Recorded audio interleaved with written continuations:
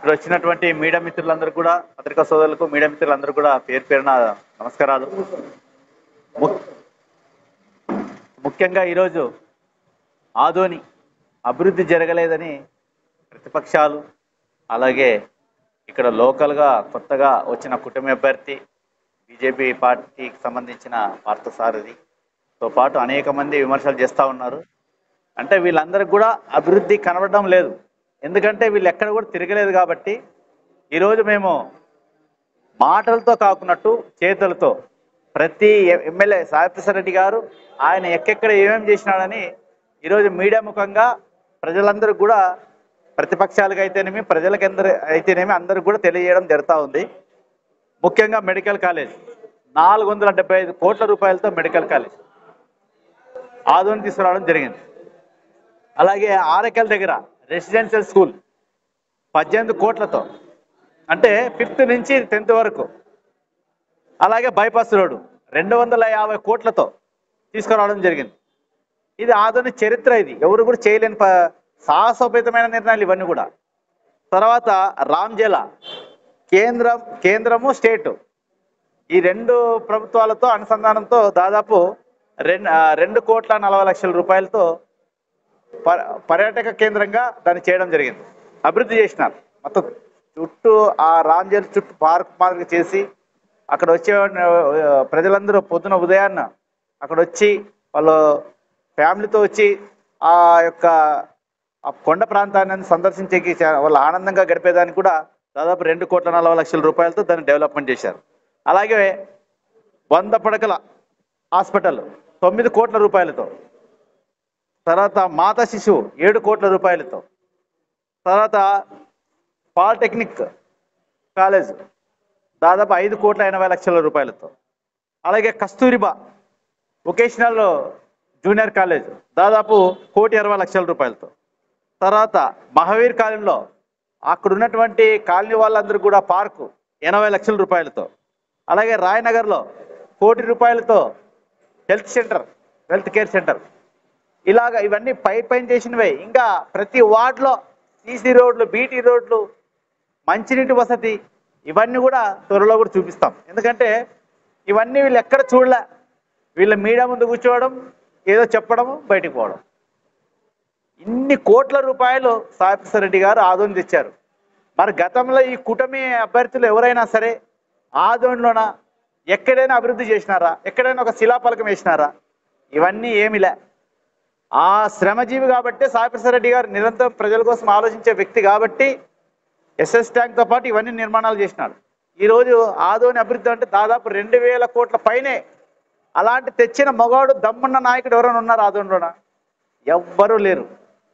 తెలుగుదేశం వాళ్ళు గతంలో వాళ్ళు చేసింది కూడా ఏం లేదు. ఆదోనిలో కొన్ని వార్డుల్లో సారాకు, మట్కాకు, ప్యాకాటుకు నిలయంగా వీళ్ళే మార్చినారు తెలుగుదేశం వాళ్ళు. మళ్ళీ ఈరోజు సాయిప్రసాద్ రెడ్డి గారు ఇన్ని కోట్ల రూపాయలతో అభివృద్ధి కార్యక్రమం, medical college, SS tank, bypass road, ఇన్ని డబ్బులు తీసుకొని వచ్చి చేసిన ఘనత సాయిప్రసాద్ రెడ్డి గారికి.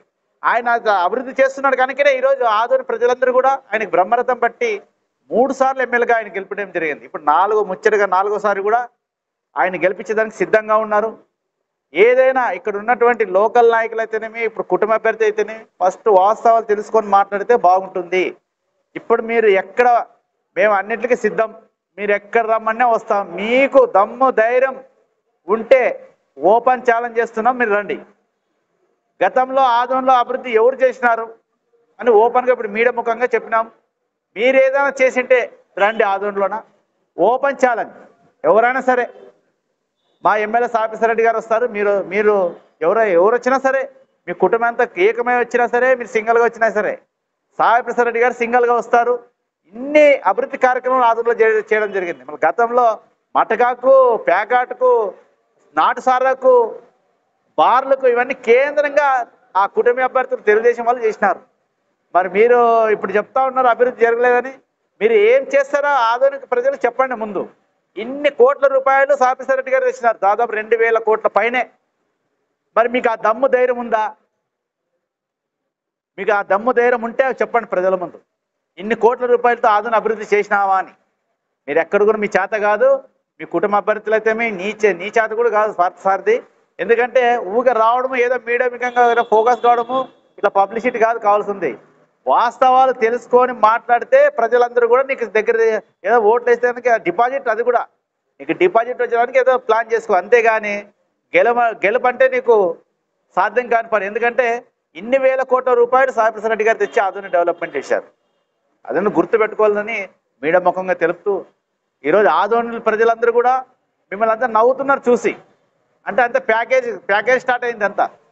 అలా అభివృద్ధి చేయండి అయ్యా, ప్రజల్లో వచ్చి మాట్లాడి చెప్పండి ఏం చేస్తారని అది చెప్పడంలే.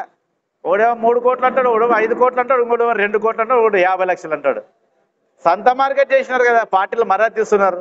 ఒకసారి జాగ్రత్తగా ప్రజల ముందుకు పోయేటప్పుడు జనాలు తంతారు. ఎందుకంటే ఇట్లా కోట్లు మొన్ననే TV9లో అవుట్లో చూసినాం, మేము చాలా ఛానల్లో చూసినాం ఆ టికెట్లు బేరం. మళ్ళీ ఇప్పుడు ప్యాకేజీల బేరం స్టార్ట్ చేసినారు. ఆదోని పరుగు తీయొద్దండి, ఎందుకంటే ఆదోనికి ఒక చరిత్ర ఉంది. ఇక్కడ బిజినెస్ ఏరియా. ఇట్లాంటి చీప్ మాటలతోనే ఆదోని గబ్బులేసి మీ పార్టీకి డిపాజిట్ కాదు కదా, ప్రజలు తన్నే రోజులు వస్తాయి. చాలా జాగ్రత్తగా మీ వ్యవహార శైలి చేసుకోవాలని మీ ద్వారా, మీడియా ద్వారా చెప్తున్నాం. ఎందుకంటే ప్రజాక్షేత్రంలో డబ్బు అనేది తర్వాత. మీరు ముందుగా ప్రజలకు ఏం చేస్తాము, మేము మా ప్రభుత్వం వస్తే ఏం చేస్తాము, ఓట్లు ఎలా అడుక్కోవాలి, మేము ఏం చేయలేదని అవన్నీ చెప్తూ ముందుకెళ్ళండి. ఇన్ని కోట్ల రూపాయలు సాయిప్రసాద్ రెడ్డి గారు చేశారు. మీకు ఆ దమ్ముందా? చెప్పగలరా ఆదోని ఏం అభివృద్ధి చేశామని? సరే, అభివృద్ధి చేయాలంటే మీరేం చేస్తారు చెప్పండి ప్రజలకు. ఇవన్నీ చెప్పరు. సాయిప్రసాద్ రెడ్డి గారు అది చేశారు, సాయిప్రసాద్ రెడ్డి ఇది చేశారు, ఇవే అన్ని డమ్మీ మాటలు, డమ్మీ డైలాగులు. ఏదో ఫేక్ ఫోటోలు పెట్టి, ఫేక్ న్యూస్లు పెట్టి కాలం గడుస్తున్నారు తప్ప ఆదోని ప్రజలను ఎలా మీ ఓట్ బ్యాంక్ ఎలా పెంచుకున్న దానికి ఏ మాత్రం ప్రయత్నం చేయడంలే. కేవలం ఇంకా నాకు రాలేదు, నీకు డబ్బు రాలేదు, నాన్న ఇంత ఖర్చు పెట్టాను, నువ్వు ఇంత ఖర్చు పెట్టాను, ఈ డైలాగులతో జనాలు నవ్వుతున్నారు. అది పక్కన పెట్టేసి ముందు అభివృద్ధి ఏం జరిగిందో తెలుసుకొని మాట్లాడితే బాగుంటుందని మీడియా ముఖంగా నేను చెప్తాను. నా పేరు బి దేవా, వైఎస్ఆర్సీపీ ఆదోని పట్టణ అధ్యక్షులు.